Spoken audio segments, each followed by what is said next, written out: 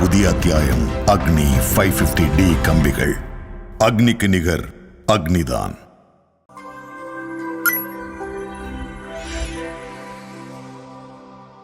கல்லாகும் மரங்கள். உலகில் இயற்கை சீற்றங்கள் காலங்காலமாய் நடைபெறுகின்றன. பெரும் வெள்ளம், நிலநடுக்கம், எரிமலை வெடிப்பு போன்ற இயற்கை நிகழ்வுகள் சில சமயங்களில் ஒரு நிலவமைப்பின் போக்கையே திருப்பி போட்டுவிடக்கூடும். அவ்வாறான நிகழ்வுகள் நிகழும் இடத்தில் மரங்கள் அடர்ந்த காடுகள் இருப்பின் அவை முற்றிலுமாக புதையப்படும். உயிருள்ள பொருட்கள் இருக்கும் போது நுண்ணுயிர்களால் அவை உண்ணப்பட்டு அழிந்து போகும்.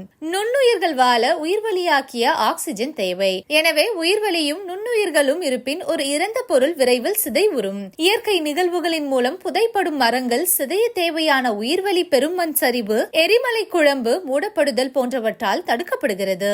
உயிர்வளி இல்லாமையால் நுண்ணுயிர்களும் அந்த சூழலில் பிழைப்பதறிது. எனவே புதையுண்ட மரங்கள் சிதைவதும் மிக மெதுவாக நடைபெறும். மரத்தின் உயிரலகுகள் மெதுவாக சிதைய சிதைய அவ்விடங்களில் மண்ணில் உள்ள சிலிக்கா, குவார்ட்ஸ் போன்ற கனிமங்கள் நிறையும். இவ்வாறு சிதையும் மரம் முழுக்க கல்லாய் மாற சில லட்சம் ஆண்டுகள் ஆகலாம்.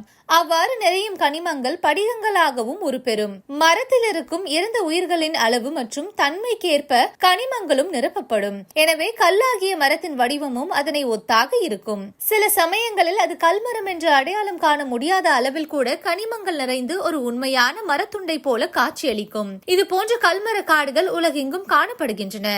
போத்தி சாமுத்திரிகாப்பட்டி இல்லாம கல்யாணமா? சாமுத்திரிகாப்பட்டி இருந்தா தான் கல்யாணம். போத்தீஸில் சாமுத்திரிகாப்பட்டு